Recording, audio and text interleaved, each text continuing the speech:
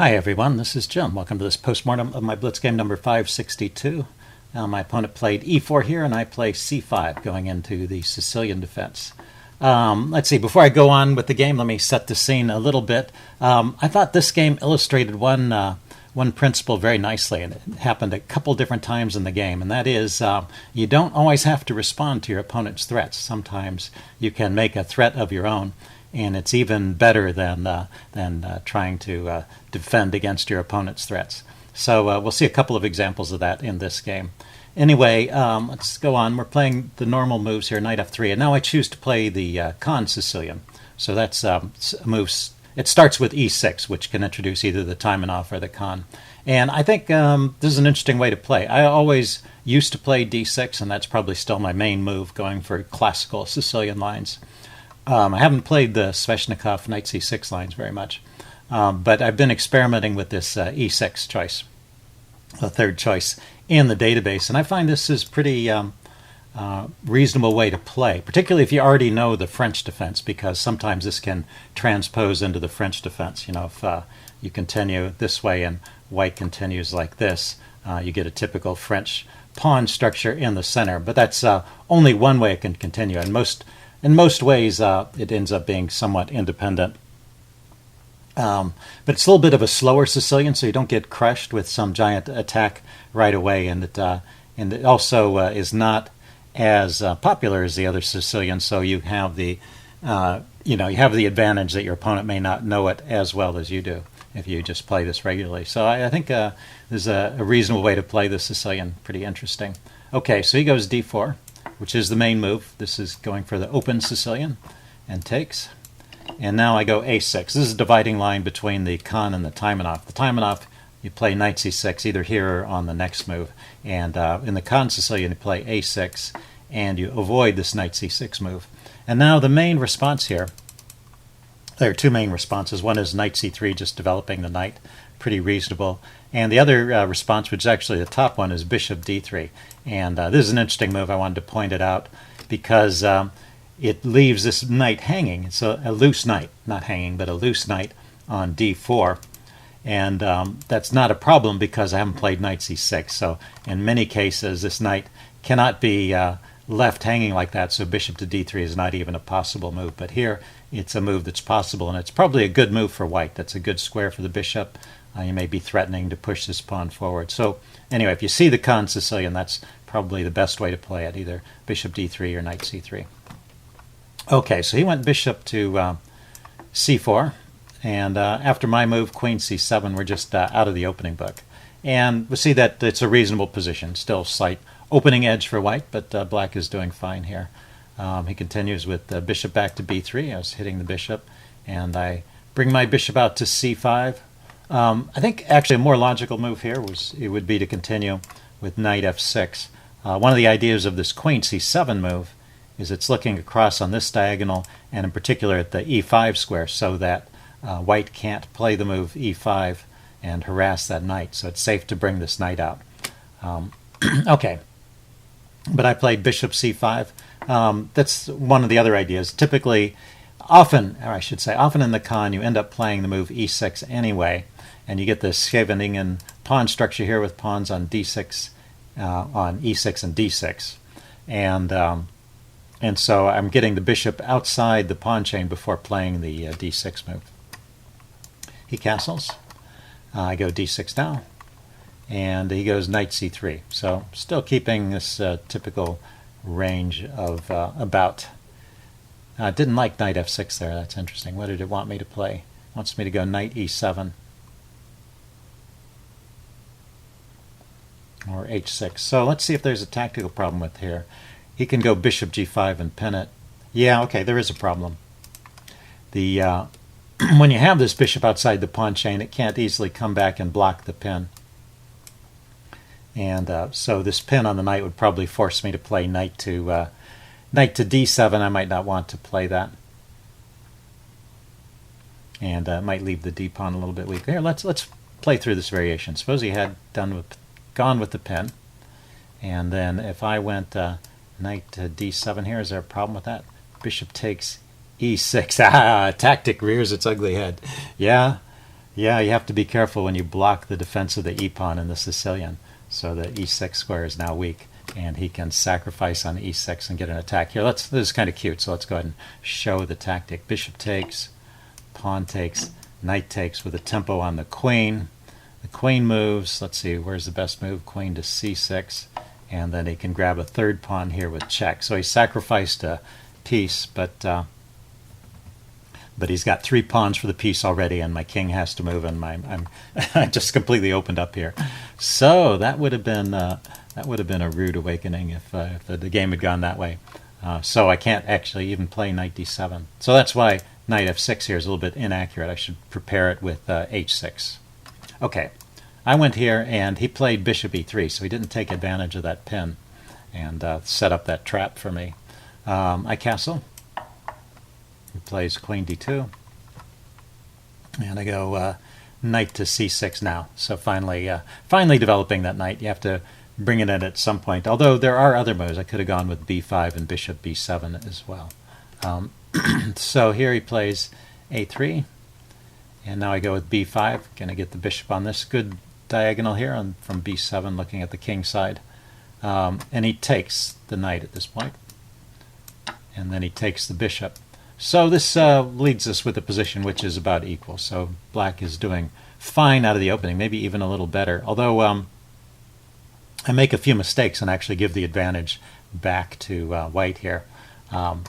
Starting with this move, though, this is the sequence I was talking about. So this is where white makes the threat, and I don't respond to the threat. I don't move the knight right away. Although I could play knight g4. That's a move. But instead of playing that, I play bishop g7. Thing is, I want to finish my development, and I see a way to get 2 pieces developed with tempo. The bishop here, threatening mate, so he has to deal with that. Plays f3, and then I get my rook to d8. And so I've got that piece developed, and that comes with tempo because I'm threatening his queen to e3. So that's the theme I was talking about for this video. That is, you can if you can avoid responding to your opponent's threats by making bigger threats, you can sometimes use that to improve your position here. So I got 2 pieces developed basically for free, and now I need to move the knight. And what's funny is I can still move it to g4 because he can't take. There's this mate threat here because of where he put the queen. Or I could move the knight back to d7. Those are the best choices, putting pressure on the d-pawn here, I guess. A move like knight g4, I have to say, is hard to play. Even if I had noticed it was possible, I probably wouldn't have played it because, let's erase some of these lines. The knight sitting out here on g4, it looks a bit stranded. I mean, where does it go from there? It gains a tempo on the queen, but after the queen moves...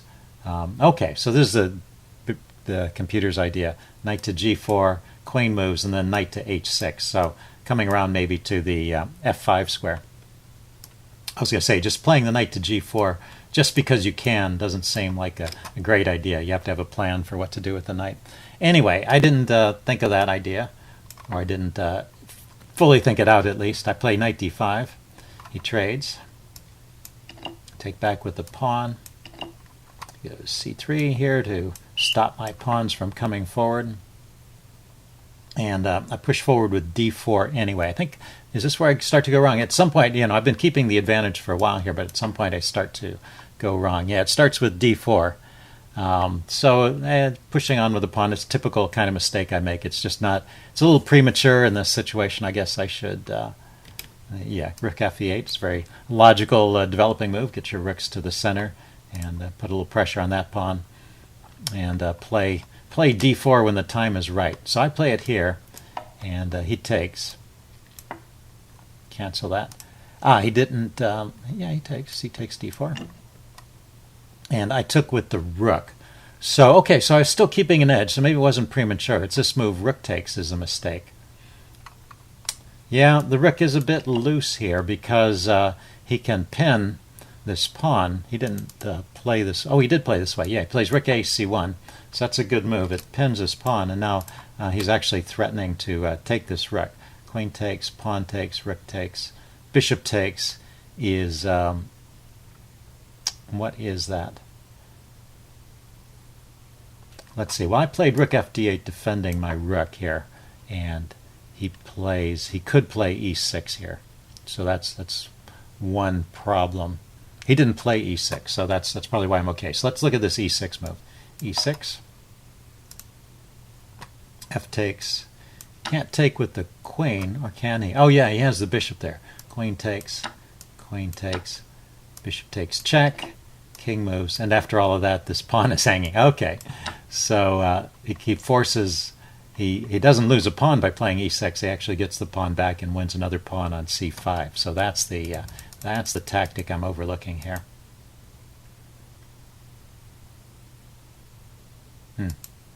Let's see. So what could I have played here to prevent that? So if I just go queen b6. Let's see. Well, first of all, let's see if there is a threat here. Suppose I do nothing at all and just play a move like h6. Now, okay, he is threatening e6, but he's also can play queen takes d4 here. And what's this? This is, okay, the material comes out even, but this is a weak pawn he can go after. So there was a threat on my rook. So defending the rook was a correct idea, but it didn't deal with this e6 threat. So queen to b6 is the best way to play this. Gets away from the pin here and keeps an eye on the e6 square. You can still play e6. Interesting. So it's better for me not to take. I can play c5 here.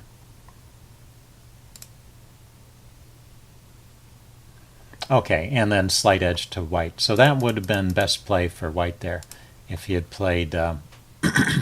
let's see, after I played rook fd8, if he plays e6. Yeah, but he didn't come up with this e6 idea.